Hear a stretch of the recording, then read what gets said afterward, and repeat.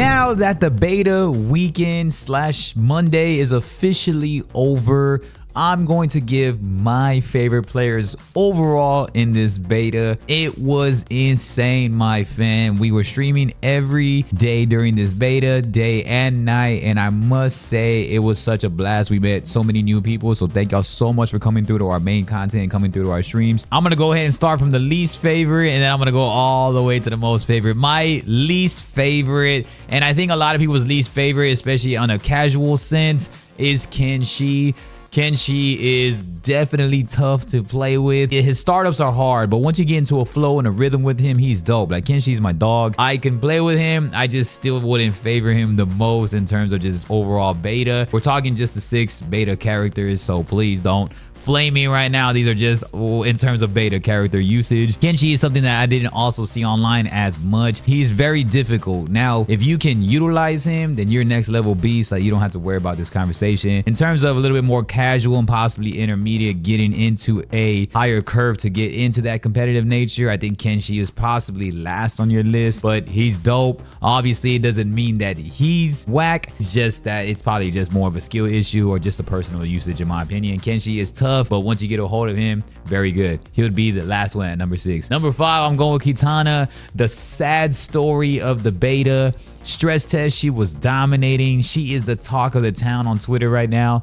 People are going insane and losing their minds. They're like, why is Kitana like this? She's clunky. She's a little bit heavier. Her startups are tough as F. And then she just, I don't know, there's something about her that just doesn't seem right. That stress test, she looked real fluid. And this is my theory that they kind of nerfed Kitana due to bringing on Lee May and kind of just giving her that extra push. So Kitana coming at number 5 in terms of usage. I just did not enjoy playing with her, and I think a lot of people, I'm seeing a lot of the MK pros, and I'm also seeing higher, far more known MK content creators that are just like, nah. You can see it all over Twitter. A lot of people are talking about Kitana and that she needs to be buffed a bit more. So Kitana comes in at number 5. It's still dope when you get her rolling though, especially in some air combat. Her fatality is very solid, but it just, I don't know what it was, fam. I just wasn't enjoying Kitana. So Kitana, number 5. Coming in at number 4. This one's a hard one. I'm gonna go with Sub-Zero at number 4, in my opinion, due to the fact that his mix-ups are great.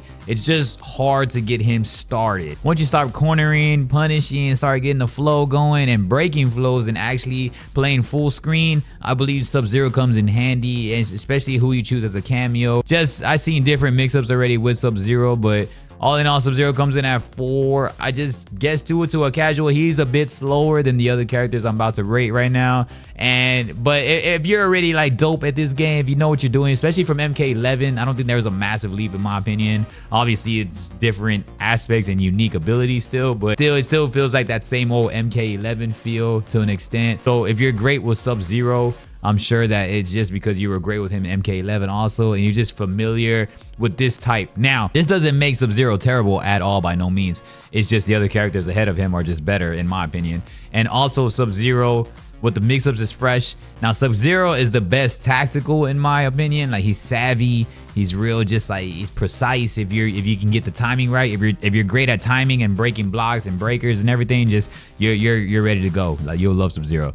All right, so Sub-Zero at number 4. At number 3, I'm going Johnny Cage. Johnny Cage is just the showboat, the showman, which is crazy to put Johnny Cage at 3 because he's incredible in this game. There's so many highlight reels of him going crazy, and a lot of it has to do with just viewership in general. Like, the mainstream audience loves Johnny Cage. We all love Johnny Cage. We all love that hero that's kind of an anti-hero in a certain aspect, right? The Vegetas, the Johnny Cages, the Batmans, and so Johnny Cage is like that. He's our dope hero that's real transparent, and we just want somebody that's off the rails, you know what I mean? You just want somebody that's dope. Combo fluidity is fresh, star power, just maneuvering, and just getting his dashes are really fast. Dashes are probably the fastest in the game, and I think they cover the most ground in this game. His juggles are insane, and so that just says everything. I mean, and of course, we're punching nuts. Everybody wants to punch nuts these days, so Johnny is the man. Sad that I put him at number 3 because I used to love being a Johnny main. I was definitely a Johnny main in MK9. Putting Johnny Johnny at 3 just kind of is harsh, but whatever. I'm gonna do that anyway. Coming in at number 2, you can put 2 or 1 intertwined. 2, I'm gonna put Lee Mei. Overall, like OP.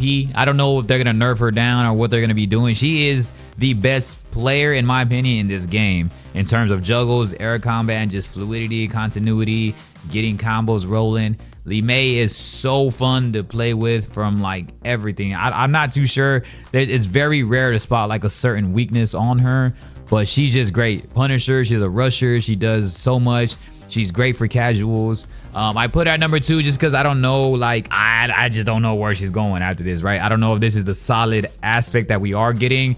After what happened with Kitana, I don't want to put anybody that's kind of newer into like a top spot. So number 2 is definitely Lee Mei. She's so fast. Great for casuals, man. If you're a casual, these last 2 characters that I'm naming should always be something you at least start off with, especially if you're kind of like intimidated to get into the MK realm at a competitive level for sure.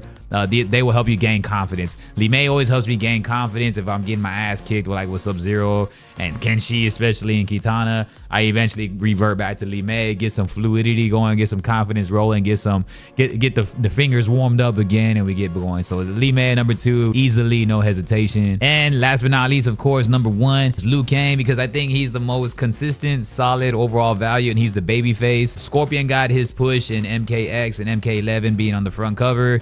Liu Kang now being a front cover character, I believe he's just gonna get even better. Plus, we haven't seen the black hole like fatality yet. We haven't seen what they're gonna do with him going even more, especially getting like Garrus as a cameo with him at times. I'm pretty sure they're gonna make him top notch.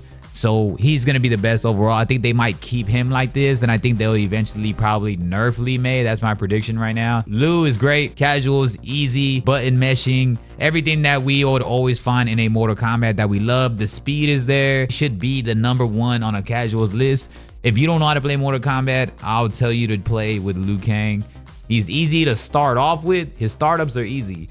His punishes and rushes is fun, but if you want to get more skillful and tactical with the sweats and get competitive in combat leagues and online, I wouldn't obviously suggest him down the hall, but at least to start off and get going on towers, then most definitely, man. Liu Kang just delivers at an all-time high. I had so much fun with him. He was another one that I always reverted back to when I was getting just my ass kicked with every other character. I was like, okay, I need to go back to Lee Mei or Liu Kang. And so them two can be intertwined. Also, Sub-Zero and Johnny Cage could be intertwined. 5 and 6 for sure. I'm just permanent. I'm just permanent. I'm keeping Kitana at 5 and Kenshi at 6 just because they are massively difficult to use.